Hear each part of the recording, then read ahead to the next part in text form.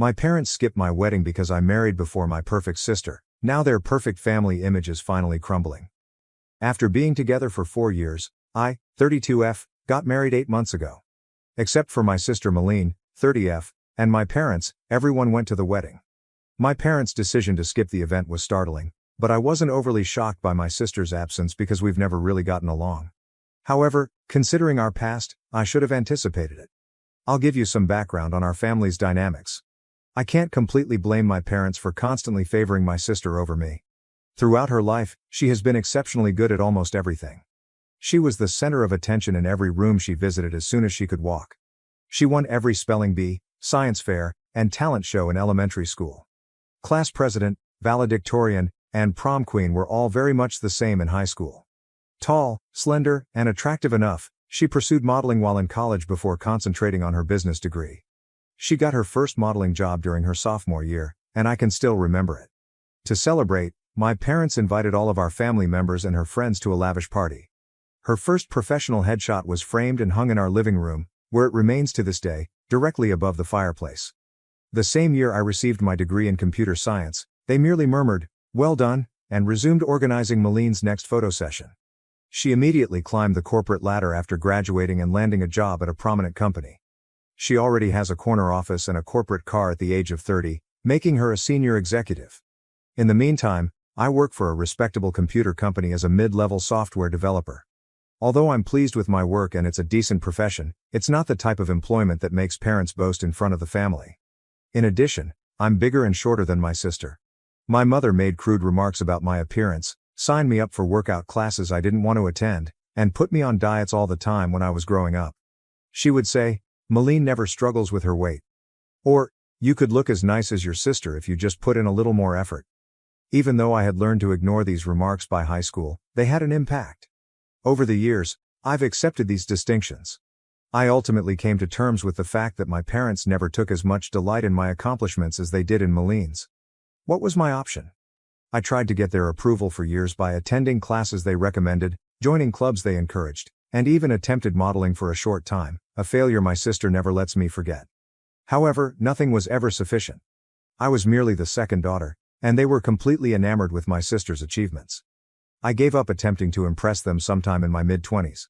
I concentrated on creating my own life, growing professionally on my own terms, and forming bonds with individuals that respected me for who I am. To be honest, following that, things have improved. Knowing that my parents were constantly concerned about maintaining appearances, I kept my interactions with them superficial in order to prevent conflict. During our mandatory Christmas meals and sporadic family get-togethers, I would nod and grin while they raved about Meline's most recent job, lover, or vacation spot. Since they had Meline to swoon over, they didn't seem to notice my emotional distance. Then, at a computer conference, I ran upon my spouse through a mutual friend. He noticed me, actually saw me, unlike my family. He liked my dry sense of humor, my ability to code, and yes, even my body type, right from the beginning. He never once said I should change or make comparisons to other people. He proposed to me after 4 years of dating when we were alone at home, enjoying takeaway and our favorite TV in the background. It was flawless.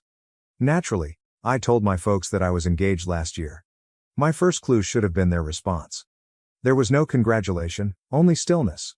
My mother then questioned whether I was certain I wanted to jump right in and recommended that I might want to improve my physical condition before the wedding. My father didn't say much at all. During the engagement party, my husband noted their odd reaction, which I was too anxious to fully comprehend at the time. They crouched over my mother's phone in a corner for the majority of the evening. My husband then informed me that he had heard them talking to Meline on the phone, who was clearly crying. They were talking about how this wasn't the plan, and how they never expected Rebecca to get married first, according to what he vaguely heard. There were some minor setbacks during the wedding planning process.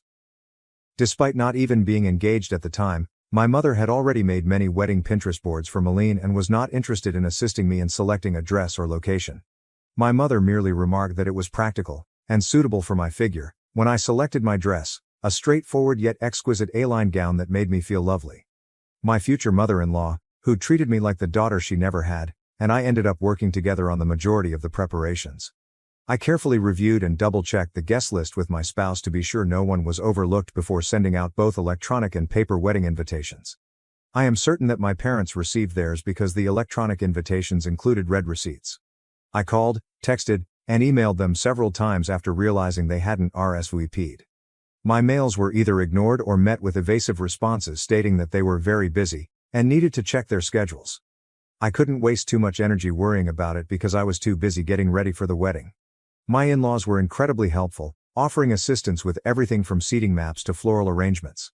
Even at the lovely bridal shower hosted by my husband's sister, the painfully obvious absence of my own family was never brought up. Even though my parents weren't there, the wedding day itself was beautiful. We held a laid-back afternoon celebration after the morning wedding in a garden setting. Everyone was right when they said we looked so content and in love. But there were times when their absence felt like a physical anguish, such as when I saw the front row seats empty or at the father-daughter dance that I was not able to attend. I sought answers after the honeymoon and wedding. They said they were deeply hurt, that they had never gotten a formal invitation when I eventually reached them on the phone.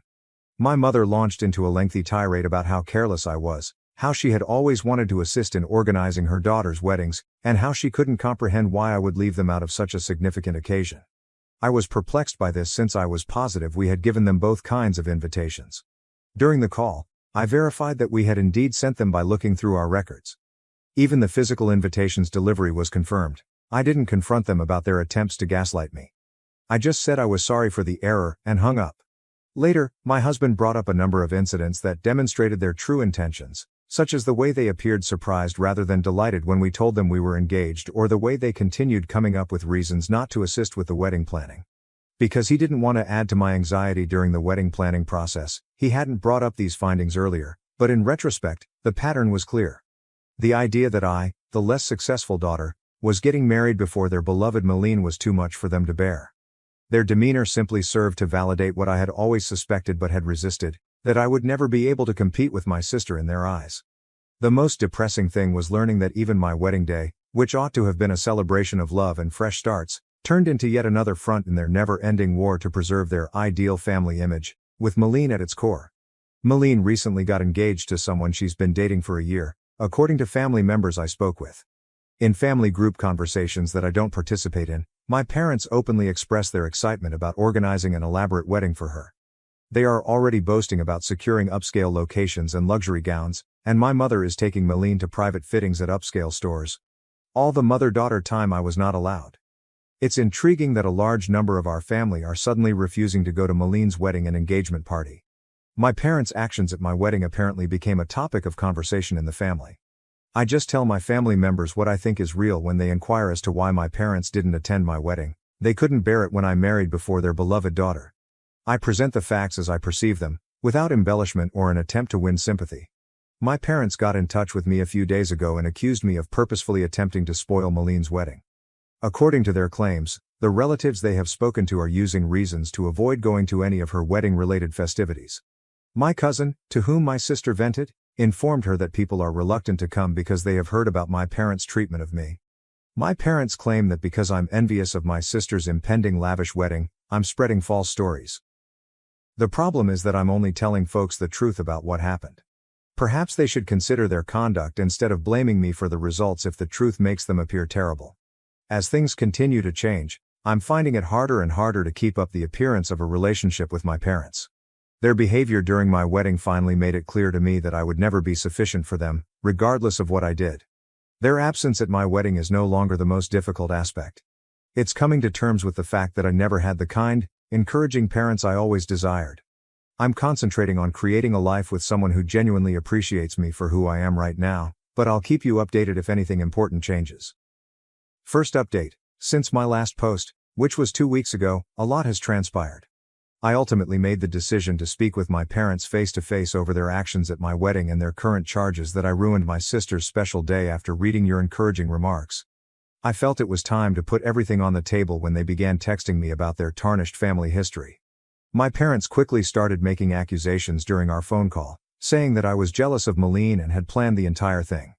I did something I had never done before. I agreed with them, but not in the way they had anticipated, in place of defending myself as I usually would. I said to them, "You're correct. I'm envious. Not Meline's career, not her accomplishments, not her appearance. I'm envious of the unwavering love and support you've shown her, which you never even made an effort to show me." There was a pause in the line.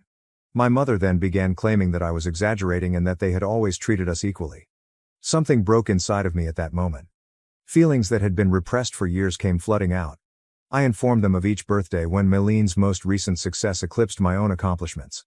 When Meline had a modeling callback, my mother canceled my high school graduation dinner. About how her prom outfit cost more than the total cost of my college textbooks for a year. I continued despite my father's attempts to cut me off by accusing me of exaggerating. I talked about how it was to watch them spend years organizing my sister's fictitious wedding while showing no interest in my own. I told them how painful it was to see my parents' seats vacant and how my mother-in-law had to help me with everything, from wedding preparation to clothing buying. Their reaction was instructive. They flipped it on me rather than accepting any of my arguments. "Why did you never speak up if you felt this way?" As if I hadn't tried to speak with them for years, my mother insisted. My father went on to say that by discussing these emotions with our family members, I was being unjust and spiteful. My mother said something at that point that ultimately clarified everything. "We never imagined you'd go to such lengths as to try to ruin Meline's wedding out of spite, but we always knew you were insecure about her success," she stated. "This is not how we brought you up." I became aware that they couldn't even hear me. They believed that their behavior and my emotions had nothing to do with the entire circumstance.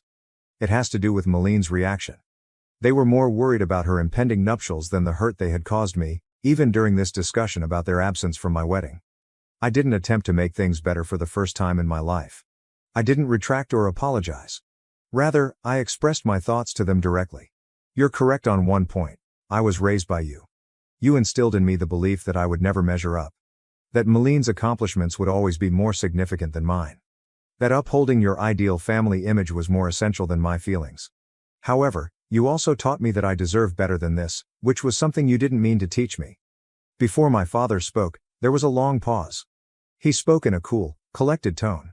"Maybe it's time for us to stop acting like we're bad parents, since you've already determined that we are and you obviously take pleasure in seeing us suffer. Since you are family, we assumed you would assist in resolving this issue, but it is clear that you have made your own decisions." The last blow was delivered by my mother. "Perhaps you simply couldn't cope with not being the center of attention, even though we always tried to treat you both fairly. Rebecca, that's not our fault. You made the decision to play the victim." I refrained from arguing. Why would it matter? Everything I had been saying had just been validated by them. They were unable to admit their involvement in any of anything, even at this last discussion. I just hung up and said goodbye. I was surprised to feel relieved after the call. Tears were shed, to be sure, but they weren't the frantic, heartbreaking ones I remember from my early years. They were liberating tears.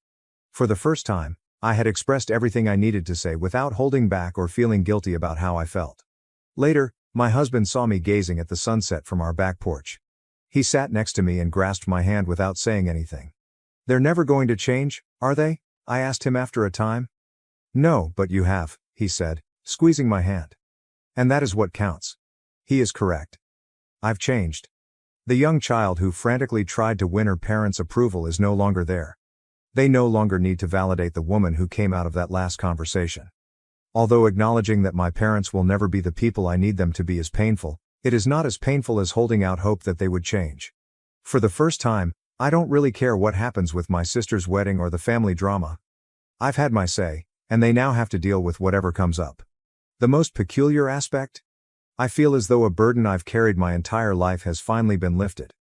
Although it's not the happy ending I had hoped for with my parents, perhaps it was the one I needed, the ability to quit striving for love that ought to have come naturally. Second update. 3 days have passed since my run-in with our parents, and things have taken a surprising turn. Meline made the decision to become involved in the drama, but her strategy failed horribly. My sister sent me a thoughtfully composed message yesterday morning.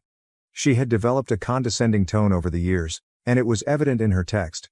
"What you said to your parents was totally inappropriate. They have helped us through every stage of our lives and given us everything.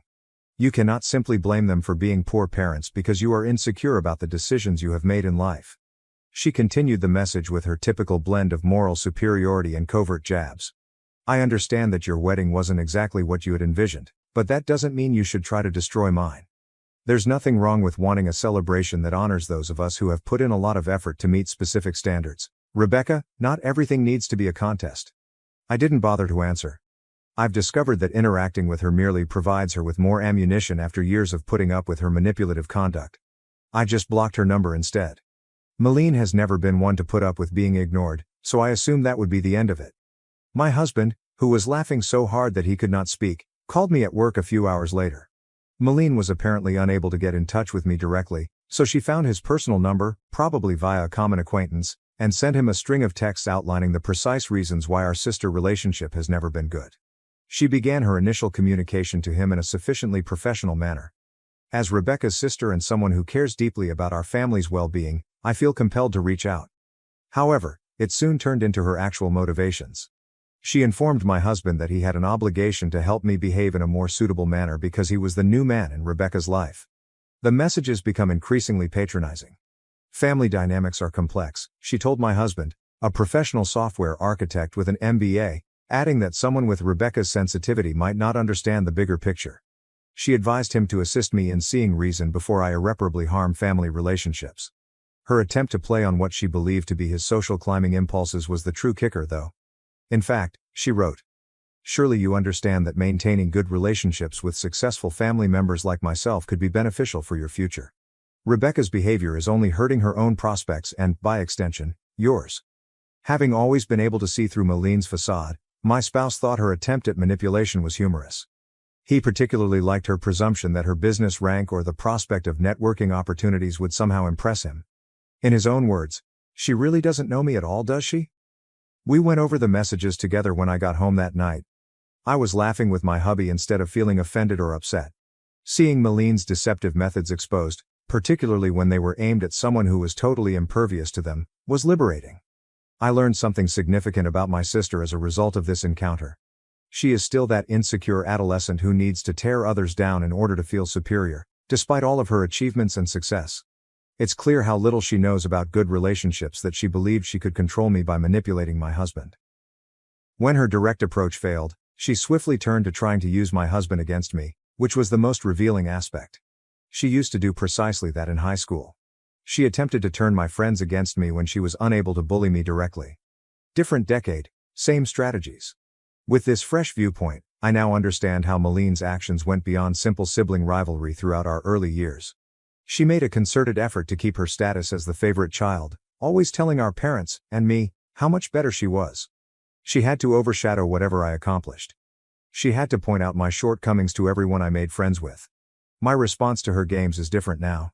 Her messages would have caused me to fall into self-doubt 10 years ago. I would have been upset and hurt 5 years ago. Today? Simply put, I'm sick of the drama and find her blatant attempts at manipulation amusing. My husband's response was ideal.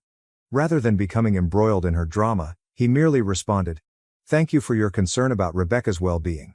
As her husband, I'm focused on supporting her happiness, not managing her behavior.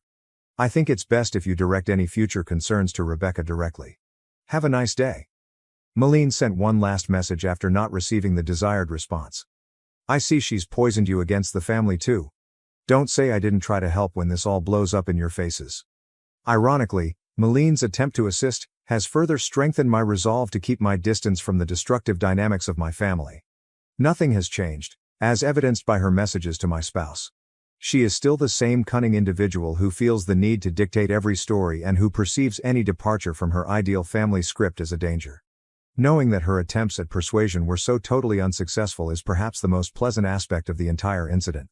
She succeeded in bringing my spouse and I closer together rather than causing us to drift apart. Totally unconcerned by her fears of social repercussions, we joked about her texts and planned a weekend trip during the evening. I've come to understand that true family isn't about upholding facades or dictating stories. It's about standing together, laughing together, and supporting one another when someone tries to manipulate you, even your own sister. I'm more certain than ever that I'd be better off keeping a safe distance from Meline's wedding drama. Instead of getting sucked into my family's never-ending power struggles, my husband and I have made the decision to concentrate on creating our own happiness. Success is said to be the best form of retaliation, but I'm coming to realize that real success isn't about impressing people. It's about accepting your decisions and surrounding yourself with individuals that encourage rather than impede your own development. I feel more successful than ever by that metric. Third update. After my sister's unsuccessful attempt to control my husband 2 weeks ago, things have taken unanticipated turns. The situation is becoming worse despite my parents' desperate attempts to repair their reputation. I found out through family ties that my parents have been on a mad quest to correct the narrative. They have been phoning each relative separately and accusing me of spreading vile tales because I'm envious of Meline's ideal wedding. They claim that I'm just resentful since her wedding will be far more sophisticated and gorgeous than mine was. According to their most recent tale, I purposefully left them out of my wedding so I could act like the victim. It's funny that they still reside in the same home they've owned for 30 years and have the same email addresses since the invention of email, but they're saying I sent their invitation to an old email address and an old physical address. The good news is that their attempts to limit the harm are failing miserably. Our family members don't believe it. Actually, a number of family members have shared their personal accounts of my parents' history of partiality. According to one aunt, my mother had previously engaged in similar antics at family weddings in an effort to guarantee that Meline was the life of the party. The way my extended family has reacted to my parents' manipulation is the most fulfilling development. Important family members, some of whom were expected to have significant parts in the event, have stopped supporting Meline's wedding. They may no longer have access to the exclusive location they were able to get through family ties. Even a family friend's luxury garment business has unexpectedly experienced scheduling conflicts. At a family get-together last weekend, things reached a breaking point. It seems that when someone naively inquired about my wedding pictures, my mother became upset. Out of jealousy, she started a defensive tirade about how I had changed after getting married and was attempting to destroy the family. Her tantrum backfired, stunning a number of relatives who were unaware of the circumstances and further harming their well-maintained reputation. It's especially ironic that my parents' frantic efforts to maintain their ideal family facade are the reason it's falling apart. Each time they attempt to justify their absence from my wedding, they wind up disclosing more about who they really are. People are becoming more aware of their deception the more they attempt to portray me as the bad guy. Family members are now picking sides after previously remaining impartial. Recently, even my father's brother, who had always kept silent to maintain harmony, apologized for not speaking up sooner about how they treated me. He has made the decision not to go to any of Meline's wedding-related festivities with his family. I don't have to answer any of this explicitly, so I haven't. The truth is taking care of everything for me. Meline and my parents always wind up revealing more of their destructive conduct when they attempt to twist the tale. It comes out that all those years of remaining silent and putting up with their treatment in an effort to keep the peace was really just a way of allowing their actions. My husband said it in the best possible words. They constructed a facade of the ideal family over many years, but it was based on emotional manipulation and partiality. Eventually, it was going to fall apart. I'm doing better than ever, personally. I no longer have to worry about attempting to win my parents' approval. The stress of controlling Meline's emotions has subsided. I'm not concerned about upholding their ideal family image for the first time in my life. Sometimes the best retaliation is just letting the truth speak for itself rather than taking action. I'm grateful to Reddit for giving me the courage to advocate for myself. You have no idea how much your guidance and encouragement have meant to me along this path. Sometimes you need to see what true family support looks like from strangers you met online. Thank you for watching. If you haven't subscribed yet, please do so and hit the notification bell to stay updated with more shocking real-life stories happening around you.